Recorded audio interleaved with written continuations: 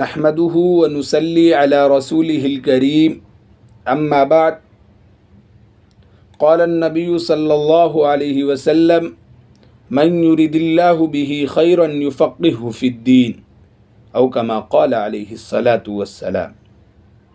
السلام علیکم ورحمۃ اللہ وبرکاتہ۔ محترم ناظرین، اس سے پہلے میں نے آپ حضرات کو غسل کن چیزوں سے واجب ہوتا ہے اس کے بارے میں بتایا تھا۔ آج میں آپ حضرات کو حیض، نفاس، استحاضہ، منی، مزی اور ودی کے بارے میں بتانا چاہتا ہوں۔ چنانچہ اس سے پہلے میں آپ حضرات کو ایک بات بتا دینا چاہتا ہوں کہ دین کی باتیں بیان کرنے میں، پوچھنے میں اور سننے میں شرم نہیں کرنی چاہیے۔ چنانچہ بخاری کے اندر ایک حدیث ہے کہ حضرت سلمہ رضی اللہ تعالی عنہ فرماتی ہیں کہ ایک مرتبہ سلیم رضی اللہ تعالی عنہ اللہ کے نبی صلی اللہ علیہ وسلم کی خدمت میں حاضر ہوئیں اور فرمایا، یا رسول اللہ، ان اللہ لا یستحیی من الحق، هل علی المرأة غسل اذا احتلمت؟ قال نعم اذا رأت الماء۔ یعنی اے اللہ کے رسول صلی اللہ علیہ وسلم، یقیناً اللہ تبارک و تعالی حق بات بیان کرنے سے نہیں شرماتا ہے۔ کیا عورت کے اوپر غسل واجب ہے جب اس کو احتلام ہو جائے؟ آپ صلی اللہ علیہ وسلم نے فرمایا، ہاں، جب وہ پانی یعنی منی کو دیکھ لے۔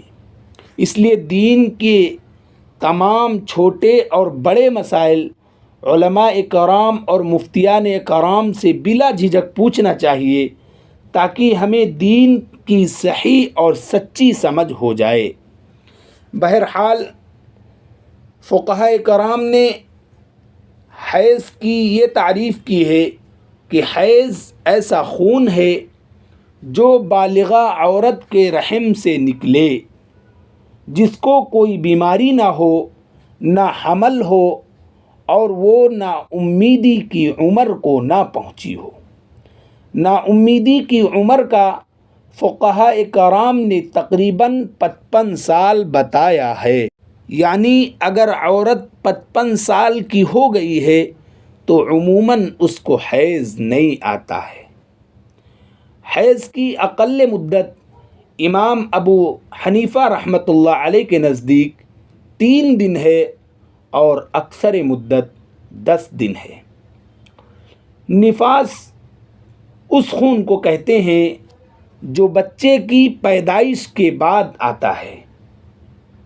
نفاس کی اکثر مدت 40 دن ہے اور اقل مدت یعنی کم سے کم مدت کی کوئی مقدار نہیں ہے۔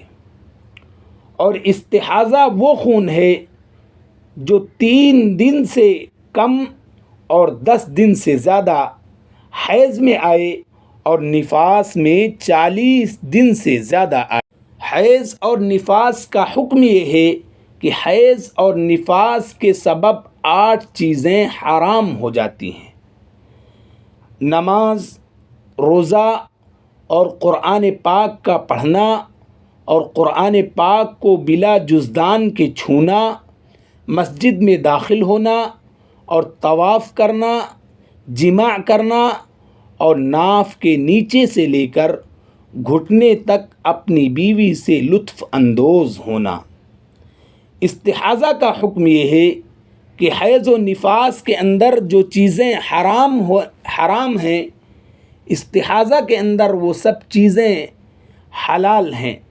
البتہ اس صورت میں ہر نماز کے لیے نیا وضو کرنا ہے اور پھر اس وضو سے جتنی چاہیں فرض اور نفل نمازیں پڑھ سکتی ہیں۔